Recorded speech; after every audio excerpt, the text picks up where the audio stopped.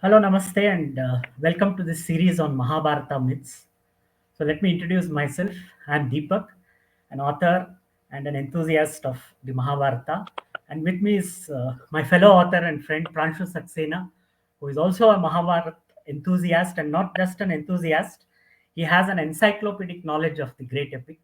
And together, we are going to take you through this series where we talk about myths regarding the Mahabharata.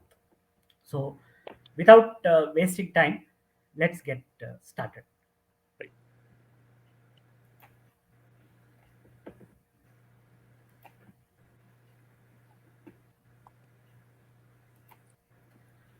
So, as you can see on the screen, there are three books. The first book is Unsung Whaler. So, that's where Pranchu and I associated first. Unsung Whaler is a collection of 10 short stories featuring unsung heroes from the Kurukshetra war. So that's how we started our writing journey on the Mahabharata. And this anthology was uh, compiled by Sai Swarupa Iyer, who is a well known author in this genre of books. So, apart from that, I have written two other books. One is Abhimanyu the Warrior Prince, which is published by Bloomsbury, and the other is a collection of short stories, Mahabharata Tales, which is available on Kindle. And Pranshu is at presently working on two different anthologies in which he is contributing stories which will come out, and both of us will be coming out with many more books. So now coming to the concept of Mahabharata myths. What exactly is this and why are we doing this particular show? So let's just define a myth. A myth is a widely held but false belief or idea. So that's what a myth is. There are many things that we believe are true, but they are not true. And unfortunately, we have many such instances within the Mahabharata. So, in this series, our aim is to try and set right these misconceptions. Now, we are talking about the Mahabharata, which is one of the greatest epic in the world. So, as you can see on the screen, uh, Vyasa narrated the epic to none other than Lord Ganesha, who is the scribe of this particular epic. Now, unfortunately, due to various reasons, there are many myths that have given a wrong impression about the Mahabharata and its characters. So, what we will do in this series is we'll try and explore the myths. So, how will we do that? Through facts. Now, we are going to take facts from the original Vyasa Mahabharata written by Vyasa. Now, of course, the Mahabharata that Vyasa has written, obviously, the one which Lord Ganesha has written is not there, but there are many manuscripts that are available based on which there are different versions. So there are two primary versions which we are looking at. At the last line, you will see KMG, which is the first English translation done by Kisari Mohan Ganguly. So that is one of the sources which we are looking at. And one of the most authoritative source is the critical edition. So this was brought out by a organization called as BORI, which is the Bhandarkar Oriental Research Institute. So they worked nearly 60 years of researching different manuscripts. They compared different editions and they have brought out what is a fairly comprehensive version of the Mahabharata. Now we will be referring to the English translation done by Dr. Vivek Debroy. So this is about the Mahabharata myth series, and right now we are starting with episode one, wherein we'll talk about a few myths, and in the sessions to come ahead, we are going to cover other myths. So now, the first myth which we are going to talk about. So this myth is Duryodhana was the rightful heir to the Hastinapura throne. Now, this is a common myth which unfortunately even scholars also perpetuate. So they say that it was Duryodhana who should have occupied the throne, and Yudhishthira's claim was wrong. So, what do you feel about this, Pranchu?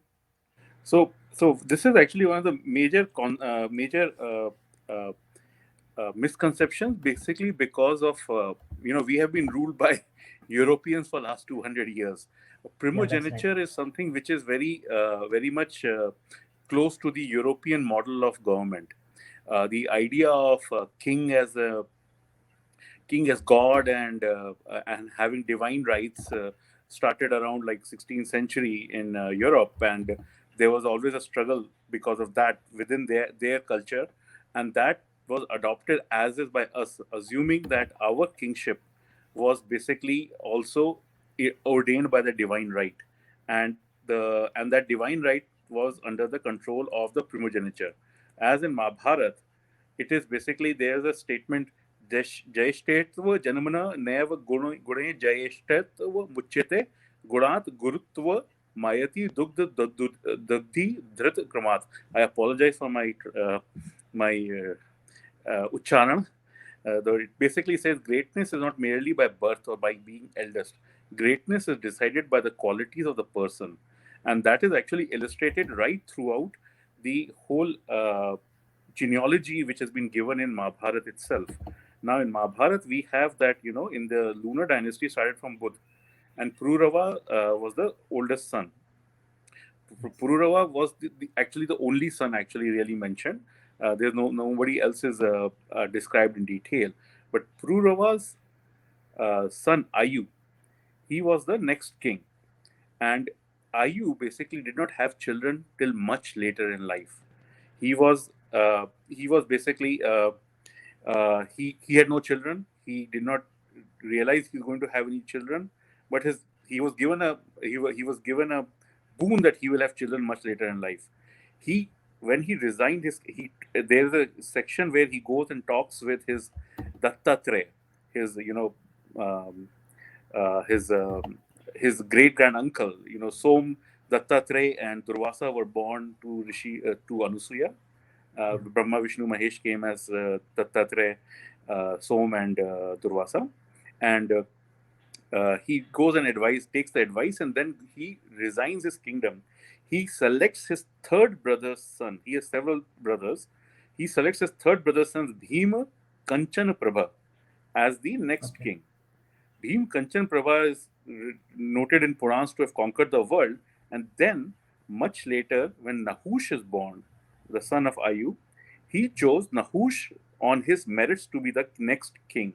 He overruled his own son Suhotra. And this actually goes next level also. When Nahush becomes the king, he actually is such a great king, he's selected to be the next Indra, because Indra is struck by the Brahmahatya by Vritra.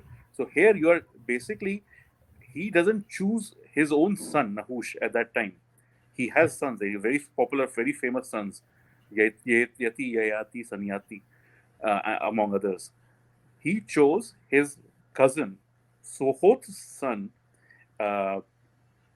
as the next king, and then later on, when Nahush loses the Indrahood, the Indrahood is actually contested by his younger brother Raji, and he actually becomes Indra for some time, and his sons basically succeeded as Indras, and that's why the name for king in Hindi and Sanskrit is Raja, from Raji, the younger brother, the fifth brother of Nahush. So here you are indicating very clearly that it is from the Rajanya Varg. They select the ablest person. Even if you look at the next generations, Yayati was the second son. Yati was the older son. He is there. He married. He had children. He basically wanted to become he started teaching a philosophy without the use of Agni and all that. So Yati, literally the word Yati means a person who is retired to the forest and who's practicing austerities, comes from him. The third brother Sanyati is supposed to be the first one who has merged into Brahma himself, the moksha, who acquires moksha. And the middle brother Yayati becomes the king. So again, it's not the oldest son succession. There was never any oldest son. Yayati chose his youngest son Puru from his Asur wife to be the next king. Puru doesn't choose his elder son. He chooses his second son. Suvir is the older son. He chooses his second son, Janamjay, to be the king. This goes on and on throughout the history. There's the cousins, they are selecting from this group, the family group. It is still a family group, which is fine. That is the part of it. They are the Rajanya Varg. And they select the ablest from them. So Duryodhan was never in contention as the direct heir. He would be in contention if there were no abler heirs available. And in that context, not only the sons of Pandu or sons of Dhritarashtra involved, sons of Vidur would also have a claim, because in the context of the kingdoms we talk about, Marut Karandham. Marut Karandham is actually a son of a Vaishya and a Shudra, part of the Rajanya Varg. He is actually a Pratilom king, but he is selected by the Rajanya Varg. And Marut Karandham is very famous. He created this great yagya, and the gold from that yagya was so much that the people had to leave it behind, and it was used in Ashwamedh yagya of Yudhishthira later on. Yeah. So again, what we are looking at the system of government then was not a true primogeniture.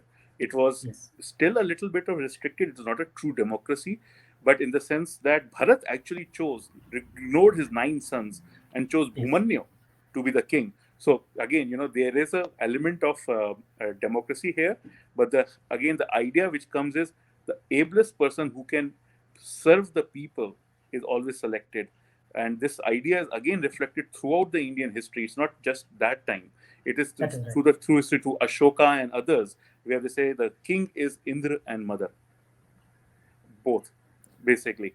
Where the main idea of the king is not his own rule, but he is serving for the people, and that is again the messages Yudhishthir gives to Sanjay, while he says why I am claiming the throne, why I am claiming half the kingdom, is because I am doing it for the people, not just for the lust for the land.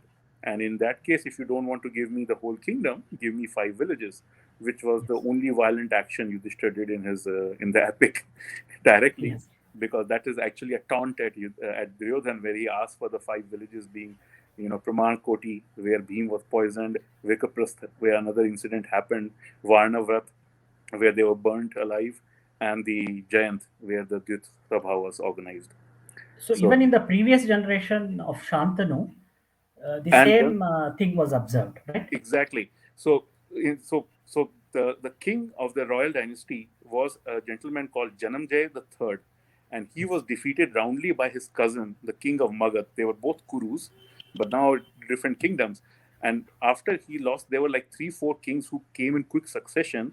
And after that, Janamjaya's younger brother Bhim's son Prateep was selected as king. So this is basically showing the society is in actually turmoil. The kingdom is in turmoil. The ruling class have been selecting kings, and they have not been matching up to the rhythm. So Prateep was selected as king basically he's like literally the cousin, the 3rd cousin, the 4th cousin of the person who was sitting on the throne now, but he was selected because he was the ablest. And Prateep himself had 3 sons. His oldest son, Devapi, which he basically liked to succeed, had a lot of stories about it. He had contrarian views. He had leprosy also. But he has sons and grandsons also, and they are also listed in the epic itself. We encounter them again and again. Ruru, the great lover. So the thing is, but he was overruled, and the second brother was Bahalik, and Bahalik actually was adopted by his grandfather. And Saptadhipati Bahalik, they talk about that. Basically, he went on great conquests and everything, so much so that it excited the nature of River Ganga, and she chose Prateep, the father of such a great conqueror, to be her husband, but she came and sat on the wrong thigh, the right thigh of King Prateep. So he said, now you are my daughter. And so she was married to his son Shantanu. Shantanu himself means, the word Shantanu means one who gives joy in old age. Again, you are getting an idea that like Shantanu was selected because he was in the old age, and there was a 12-year struggle between Agni and Indra, basically 2 factions of the kingdom, who should really succeed, Devapi and Shantanu was finally chosen. And we know Shantanu's 10th son, Vichitraveer, has sons, basically second son, third son, I would say even. Pandu was the one who was selected to be the king. So that was because Dhritarashtra was blind. Yeah, and because Dhritarashtra was blind. And again, the same thing which happened with Devapi has happened here. Devapi had leprosy. Leprosy, yes. And in various cases that we talked about already, right? When Nahush took the Indrapad, he chose the previous king's son, the one who was ruling, as his successor. So Dhritarashtra chose Yudhishthira as successor, was right in line with what the dynasty had been doing for last 40, 50 generations. They have been literally been following this principle of ablis and succession. Only after the death of Pandavas, so called, in Lakshagriha, Yes. we basically see Duryodhan becomes the heir by choice. And even then, I'm sure Vidur, if he had been so inclined, could have He could have contested staked a that. claim. Yeah, Probably that was the only good decision that Dhritarashtra took, to make Yudhishthira the crown prince. crown prince, exactly. And So Duryodhan the treasure. You see, and Duryodhan was like trained to be a treasure, and that thing comes across also. There's a story about I think in Dakshinatya that Gandhari was good in mathematics, Shakuni was very good in mathematics. Duryodhan okay. was like trained to be a treasurer. In Treasurer. Rajsuya Yagya, he acted Yes, as a he was treasurer. the one who collected the. Yeah, he acted as a treasurer there.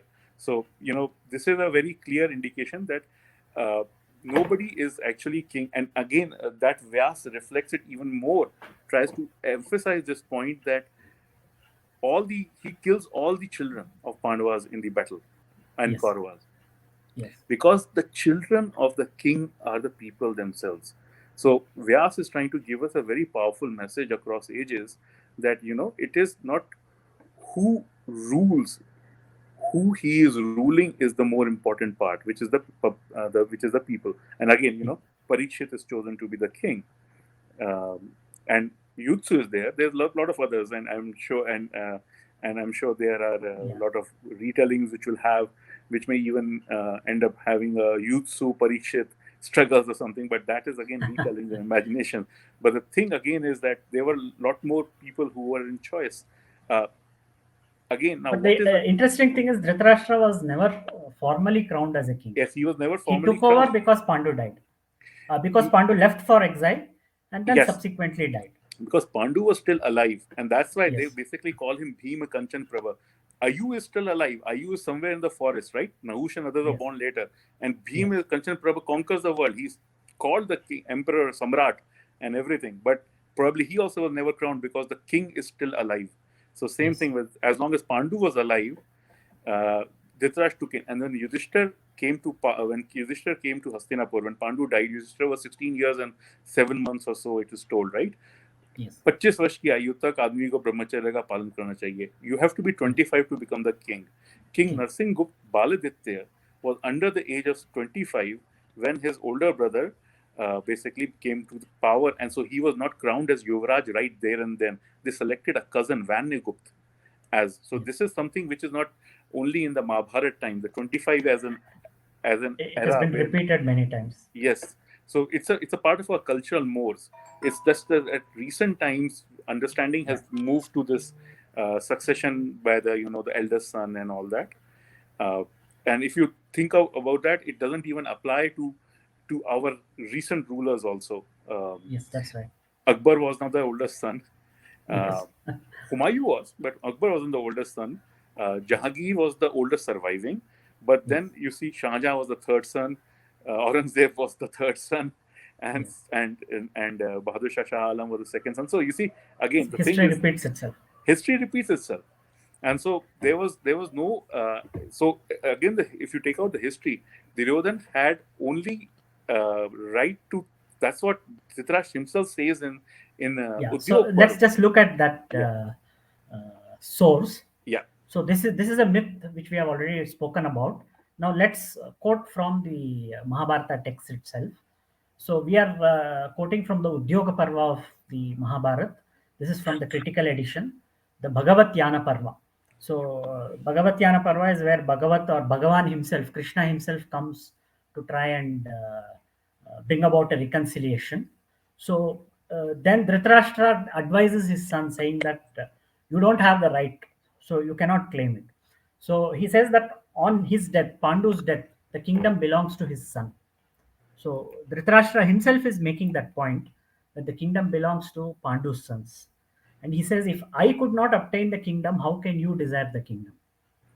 And one more point he makes is, you are not the son of a king.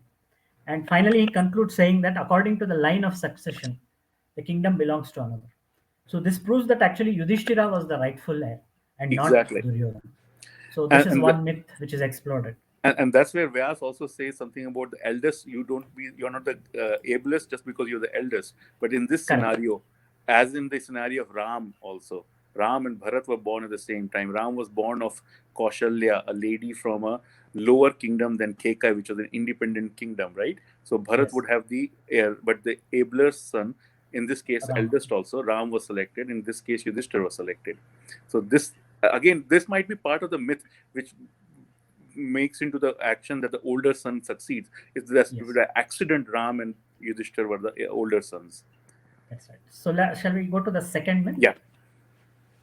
Myth. So myth number 2 is related to Karna. So now the first is that Karna was rejected by his guru Drona because he was a Suta, and as being a Suta, he was a low caste. So that's the common perception, that Karna goes and asks for the Brahmastra, and he refuses to give that. So what happens after that? So, first thing basically is that let's like again torpedo the myth that a Sut being a low caste. Yeah. Brahma at the yagya of King Prithu, after whom Prithvi is named, created a caste of, or not caste, a group of, I would say rather nicer word is, a group of yagna officials, and they were called Suta. And there were several other such groups created. They were Magads, who were created to look after the genealogies of the kings, and then Vedehik, Vetalik, and Vandi. So that's why you have this, Ramayana always starts with Sut, Vandi, Janoke.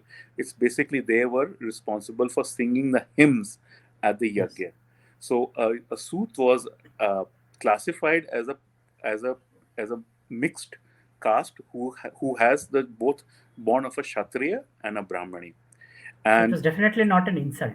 Oh, it's not When definitely someone not an insult. was being called Yeah, Suta. and every 7 generations, the Sut themselves disappear as a group. They merge into the original Gotra, Brahman Gotra of the original Brahmani. So basically, every 7 generations. So Karn's grandson is called Vipra. So Karn, basically adopted by a Sut, Adhirath, himself is basically of this group, this caste, and his grandson is called Vipra, means he was basically a Brahmin. The 7th generation of that family came in the form of Karn's grandson. So he was definitely not a low caste, and it was never considered that. And you look at the amount of so Krishna is a Yadav. Yadu was born of a Brahmani Devyani, and of course Yayati, which we already talked about, and Yayati was a Kshatriya. So Yadu was a Sut, and yes. And again, from the lineage from Yadu, from Kekai, a lot of these families. So the marriage, it was supposed to be an honor given to the Rajanya Varg when a Brahmin, a learned wise Brahmin, gives his daughter to the family. So basically, he's creating the next generation would be Sut, but they are not considered as a low caste or something. They are part of the Rajanya Varg himself. So Adhirath was actually part of the royal family of Ang itself, and so Karn basically was one of the Rajanya Varg of Ang himself, and that's when he was made the king. Yes, when he was made the king of Ang, it was just like selecting one of the Rajanya Varg. And there were others also. There was somebody called probably Satyavan. It was his uncle, right, who was ruling. And not only that, there were other branches of the family. There was Satyavan, who was Sachiv, who was described as Sachiv of Dhritarashtra, who was from the Ang family. See, again, the Kuru family had 2 powerful kingdoms, Hastinapur and Magad. And so other Kuru lineages like Kashi, Chedi, and Ang, they were basically you could say pawns between the big superpowers, right? And they would put my officer as the king in Ang. The other would say I would put my officer as king in Ang. And so that's basically what was happening in the Ang royal family. A lot of these smaller royal families, and again, this is reflected that you have 5 kings of Ang who come to the war. Correct.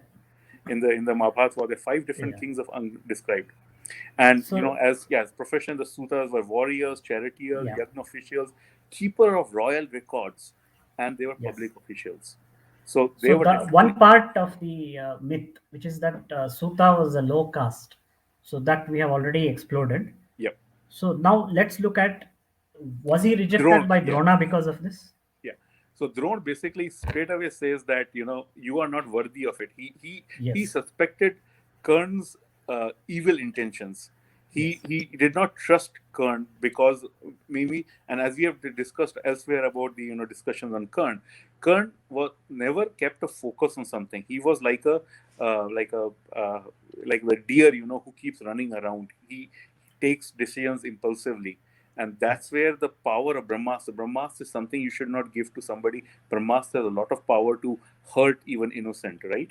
And so, Yes. as you know, we know later on that Ashwatthama used Brahmashira to kill Parikshit in the womb. So, Yes. this is where Drona advised actually Karn that you should actually do either severe austerities Yes. so that you can actually acquire this weapon. Because by doing the severe austerities, he's trying to advise Kern, you'll get better. You'll be. He's a teacher. He's telling his student how to better himself. Then, if you do the severe austerities, you will learn to control your impulses in your nature. Of course, Kern never did that, and that's why we have an interesting story called Mahabharata. Because if Yes, that's right. everybody did, what they were told, Then the story everybody would never bettered have progressed. themselves, it would not be a very interesting story to talk about, right? Yeah, and the last part is the backstory, Yeah. wherein Drona conducts a test for his students. He pretends to be attacked by a crocodile, and Arjuna straight away goes to help him, whereas the others are just watching.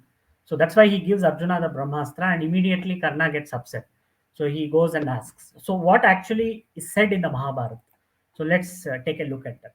So as you mentioned, there's one more point that the Brahmastra was given to Drishtadyumna, who was Yeah. actually the son of his rival Drupada. And born to kill him, Yeah, destined born to to kill kill him. him. Drona knew that, Yes, but yes, Dhishtaman qualified on all the tests. yes, And Dhishtaman again and again talks about it. I swear on my Brahmatva, I swear on my Kshatriyatva. yes, He basically is again emphasizing what Yudhishthir told Nahush, uh, that it's the karma which makes a Brahmin, not janma or dharma. that's right. So So let's look at what the Mahabharata says. So this is from the Shanti Parva, wherein Narada is telling the story of Karna. So we have listed out both the versions, the translation by Kesari Mohan Ganguly and the critical edition. So this is from Rajadharma Parva in the Shanti Parva. So it says he also knew about Karna's wickedness. And he says Brahmastra can be known only by a Brahmana who is observant of the vows or by a Kshatriya who has performed austerities. So it's very clear. He doesn't say that you cannot get it because you are a low caste. He says you are not deserving of it. And there is another interesting thing how this particular scene ends. It says Karna, having worshipped him, obtained his leave and proceeded. So, which means Karna did not insult Drona and leave. So, Karna accepted what Drona had to say. So, he took his blessings as a teacher, but then again he went on to Parshurama and told a lie. And of course, we know all that happened later. and that's what So, that has been the reason, the attray of Karna's life, that he always tries to look for the shortcuts and everything. And yes, that basically ended up damning his role basically in the system. He basically went did not never control his heart. He probably not was equally wicked. He was, but his utterances and everything were not controlled, and that's what Drona was actually advising him, that practice severe austerities, and you can better yourself. so what we have done now is firstly we have proved that a Suta is not a low caste, and secondly that Karna was not rejected by Drona for this reason. Now we Exactly. have a related myth, which is the third myth which we are going to talk about. Here, the same reason, but now it is Draupadi who comes into the picture. So we all know about the Swayamvara, and there is a very famous scene that we have seen on TV wherein Karna comes to string the bow, and Draupadi says, "Na varami sutam." I'm not going to marry a suta, and with disappointment, he goes away. So that is mentioned in many of the editions of the Mahabharata, including the translation by Kisari Mohan Ganguly. But there is a small problem here because on one hand it says she refused to accept him and he went away, but it also says Karna failed to string the bow. And here is the reference. This is from the Kesari Mohan Ganguly translation from Adi Parva. So it lists out who all failed, and it says Rukma, Sunita, Vakra, Radha's son.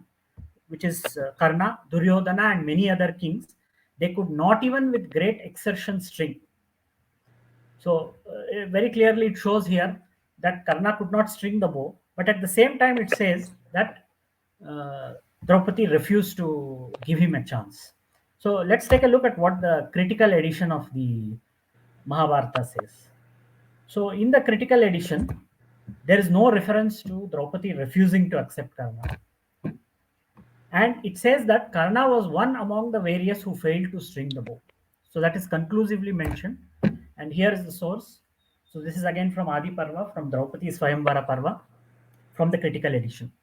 So there are two interesting things here. One is it says Karna Shalya, who are famous in the world and well versed in Dhanur Veda, could not string the bow. So this is clearly mentioned. And there's another very interesting thing here. It says Kshatriyas like Karna. Because by Karn he is Kshatriya. By Yes. Karn he is Kshatriya. That's what Yes. Vyas is telling us So here. this part, the low caste Sutta, is conclusively exploded here. So Karna And was another of treated the- like a Kshatriya. And another of these, so if you look at the list of the kings who had tried, and there's a big list right in the Gita press also, or the Yeah, kings who Jarasandha. tried and failed, one of them is elsewhere named as a charioteer. So Okay. again, so there were multiple, and see, Neel is mentioned, king of Anup. Neel Anup is also a charioteer. He's from a Okay. Suta caste, sorry. He's from a Sut caste, the best friend of Bhim. And a rival of Ashwathama in the school. So later on, when they meet in the battlefield and on the 12th day, and Ashwathama kills Neel, he is remembering that rivalry. So here, basically, Sut Neel, though he's a king, he's of equal, with the son of the teacher himself, right? He's a rival. Yes. So they are never treated as a low caste or anything like that. So they have the same status as Kshatriyas. And he participated. See, and that's something. There were like a couple of others. That's why I went through the list of the names they had, and then went through the Mahabharata on where else these people have been named. And then you find another place where one of the kings is named as a charioteer, also as a Sarathi, as a Suta. Again, the term Rathi, Sarathi, and the problem is that mistake. How we write. They used to write like continuously on that. So Sar and Sarathi and Rathi is just like a sa away. So there's a lot of, but again, Sarathi itself is was a very high rank in those days. And think about it, because the Rath itself was it's like having a huge car, and the person who can control it on with 4 horses and everything has to be a warrior himself in ability to control. And that's why. And Krishna himself became a Sarathi. And again, that's the next part. Yes. Krishna is a Sarathi. His son Vishok is Sarathi to Bhim. Yes, so Bhima. Basically, Sarathi is a prized profession itself. So can never be equated with a lower or upper caste or anything like that. It is just a prized profession to be part of. And again, even in Gita Press, which basically cites the northern edition, says that there is no such thing as Navarami Sutam, and identifies that Karna failed. Yes. In Dakshinatya, Rajaji also mentioned it, that Karna tried to string the bow and he failed by a breadth of a hair. And so he describes how the others failed, like Shalya failed by by a seed, by a width of a seed, sesame seed or something like that. Okay, so this myth also is conclusively exploded. So in this first part, so we took up these 3 myths for discussion. So that concludes this episode, but we'll be back with more such episodes, and we'll be sharing more myths. So in fact, we have selected 18 myths for this particular series. There are many other myths. Yeah, the Katyapadi term for Dharma is 18, right? So it should be 18 myths. So 18 is a significant number in the Mahabharata, because there are 18 parvas. Of course, 18 came later, probably 18 there are Mahaparvas. 100 plus parvas. Yeah. But later on, it was grouped under 18 parvas. Then, of course, 18 days of battle. So keeping that significance in mind, we have selected 18 myths. Yudhishthira was ruling Sabha for 18 years. 18 years. Okay. Dhritarashtra dies after 18 years. He goes on Mahaprasthan.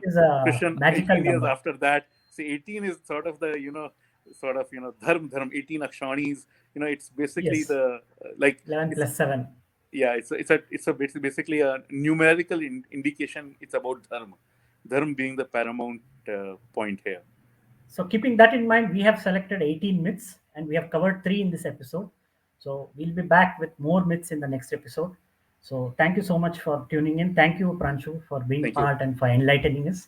Thank So you we'll for be back hosting. again in the next session. Thank you so much. Thank you. Bye and have a nice day.